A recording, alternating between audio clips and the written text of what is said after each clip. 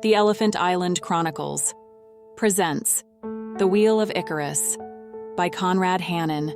Narration by 11 Labs. The Wheel of Icarus by Conrad Hannon. Karakos was a city that glittered under the artificial sun, a masterpiece of human ingenuity where everything functioned with clockwork precision.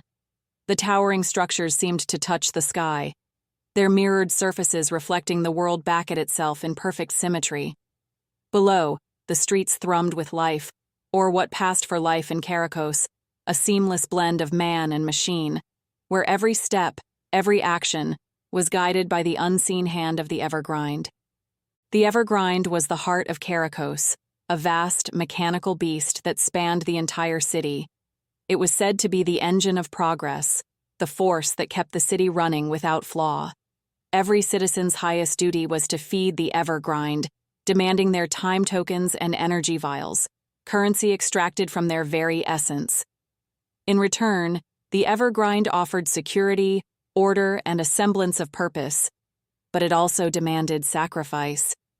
Icarus Thorne had once been a star in Karakos, his gilded mask shining with a brilliance that turned heads as he walked the circuit paths. The mask was a symbol of his success and his adherence to the city's unspoken rules.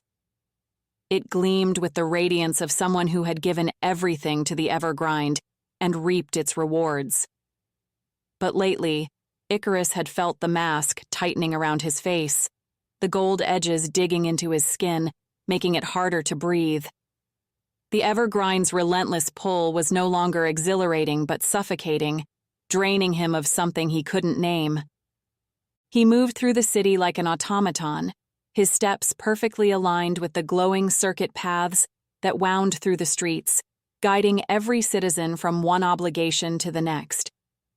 The paths were a marvel of efficiency, ensuring no one ever strayed from their intended course. But Icarus had begun to notice something odd. The paths seemed to shift ever so slightly, as if they were alive, responding to the people's collective will, subtly reinforcing their habits and desires. And yet the more he followed them, the more lost he felt. One day, while walking the paths, Icarus found himself drawn toward the fading mirror, a monument in the heart of Karakos. The mirror was said to reflect the true state of one's soul, a truth so raw and unfiltered that most citizens avoided it altogether. It was a relic of an older time before the Evergrind had fully taken hold, when people still believed in the value of self-reflection. Icarus had passed by the mirror countless times, always averting his gaze. But today was different. Today, the mask felt heavier than ever, and the thought of seeing what lay beneath it, of confronting the truth the mirror held, was almost irresistible. He stood before the monument, the air around him thick with the hum of the city, and stared into its surface. At first, all he saw was his reflection distorted by the mirror's ancient glass. But as he continued to gaze, the image began to change. The golden mask that covered his face seemed to melt away, revealing the tired, drawn features beneath. His skin was pallid, his eyes hollowed and dark. The mirror showed him not as he appeared to others but as he truly was. Worn down, exhausted, a man on the edge of collapse. But there was something else in the mirror, something that made his breath catch. Behind his reflection he saw the city as it truly was, not the gleaming utopia he had always believed in, but a place of shadows and decay. The towers were cracked, and the streets littered with debris. And everywhere there were people, citizens like him, moving in endless loops, their masks cracked and broken, their eyes vacant. It was a vision of despair, a world where the Evergrind had consumed everything, leaving behind only hollow shells. Shaken, Icarus tore his gaze from the mirror and stumbled backward, his mind reeling. He had seen enough, more than enough. The world he had believed in was a lie, a facade maintained by the Evergrind and the masks that everyone wore. But what was the alternative? Should he, escape this cycle, or was it too late? As he turned to leave, he noticed a figure standing at the edge of the square, watching him. She was tall and slender, her face obscured by the hood of a dark cloak. Unlike the other citizens, she did not follow the circuit paths, and there was no gleam of gold on her face, no mask. Icarus hesitated, unsure whether to approach. But something in her bearing, the quiet confidence with which she stood apart from the throng, drew him toward her. "You're not like the others," he said, when he was close enough to speak without raising his voice. It wasn't a question. The woman lowered her hood, revealing a face that was both beautiful and haunting. Her skin was smooth but marked by faint scars, and her eyes held a depth that spoke of both suffering and wisdom.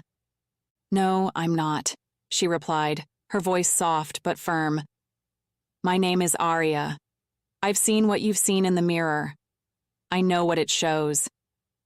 "Then you know that this city is a lie," Icarus said, his voice trembling. "We're all trapped here, feeding a machine that's slowly killing us." Arya nodded. "The Evergrind is powerful, but it's not invincible. It thrives on our fear and our need for security and approval. But there's a way out, if you're willing to take it." Icarus stared at her, disbelief warring with desperate hope. "What do you mean? How can we escape?" Arya reached into her cloak and pulled out a small, ornate key, its surface etched with intricate patterns. "This is a key to the Shadow District," she said. "It's a place the Evergrind doesn't control, where the masks have no power. But it's not a safe place. It's dark and chaotic, and the people there have been forgotten by the city. But it's real, and it's free." The Shadow District? Icarus had heard the name before, whispered in hushed tones by those who feared to stray from the paths.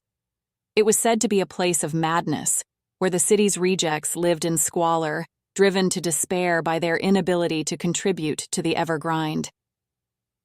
"Why would I want to go there?" he asked, though he knew the answer even as he spoke the words.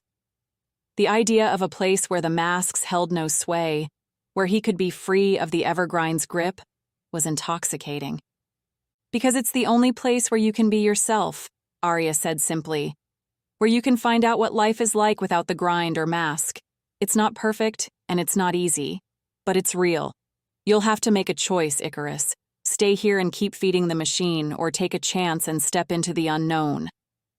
Icarus felt the mask's weight on his face, the tightening grip of the gold edges that had once been so comforting. Could he really leave it all behind? The security, the routine, the familiarity of the paths? Or was he too far gone, too ensnared by the cycle to break free? He took the key from Arya, its cool metal sending a shiver through his hand. "I'll go with you," he said, his voice steadier than he felt. "I have to see what's out there." Arya nodded and turned to lead the way, and Icarus followed her, stepping off the circuit path for the first time in his life. As they walked through the streets, the city seemed to change around them.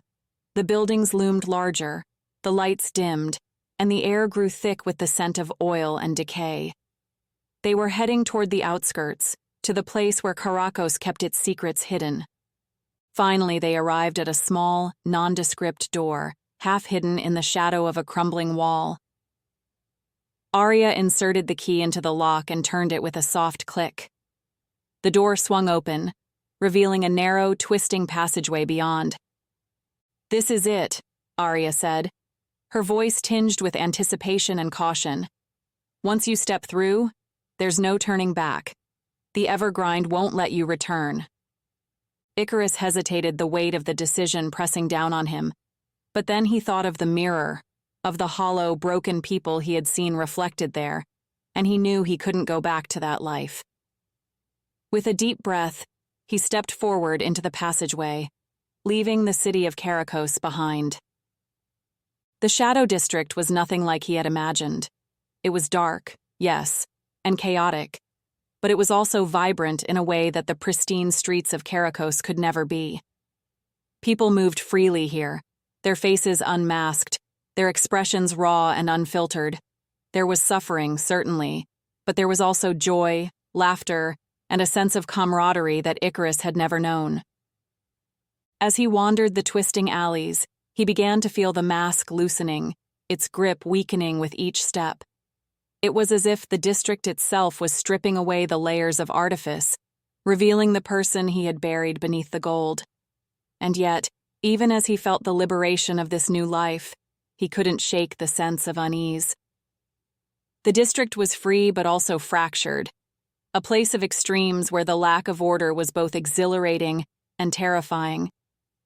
Arya led him to a small, dimly lit room at the heart of the district, where a group of people had gathered. They were a motley crew, their faces marked by the scars of their old lives, but their eyes burned with a fierce determination. "This is the real Karakos," Arya said, gesturing to the group. "The city behind the city. We've all escaped the Evergrind, and we're building something new here. It's not perfect, but it's ours."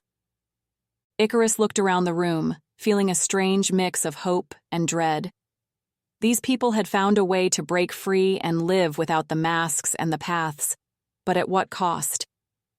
The Shadow District was a place of freedom, but also of isolation, a world cut off from the rest of Karakos. As he stood there, weighing his options, Icarus realized there was no easy answer. The Evergrind was a prison, but it was also a source of comfort, a place where everything made sense, even if that sense was an illusion. The Shadow District offered freedom, but it was a freedom laced with uncertainty, a world where nothing was guaranteed. In the end, Icarus knew that he would have to make a choice: stay in the district, where he could live without the mask, or return to Karakos, where he could continue feeding the machine in exchange for the security it provided. Neither option was perfect, but perhaps that was the point. In a world ruled by the Evergrind, there were no easy answers, only choices. Icarus took a deep breath and looked at Arya, his mind racing with possibilities. "What do we do now?" he asked. Arya smiled, a sad, knowing smile. "We live, Icarus. We live, and we see what comes next." And with that, Icarus stepped forward, leaving behind the Evergrind's certainty for the Shadow District's unknown paths. As he walked, he felt the weight of the mask finally lift, its golden edges crumbling away to dust. But even as it fell away, he couldn't help but wonder what lay ahead and whether he had truly escaped the cycle or simply entered a new one. The Shadow District's streets stretched before him, winding and unpredictable. The Evergrind was behind him, but its echoes still lingered in his mind, a reminder that in Karakos, nothing was ever truly free. The end. From all of us here at the Elephant Island Chronicles, we hope you have enjoyed this original short story by Conrad Hannon. Until next time, stay gruntled.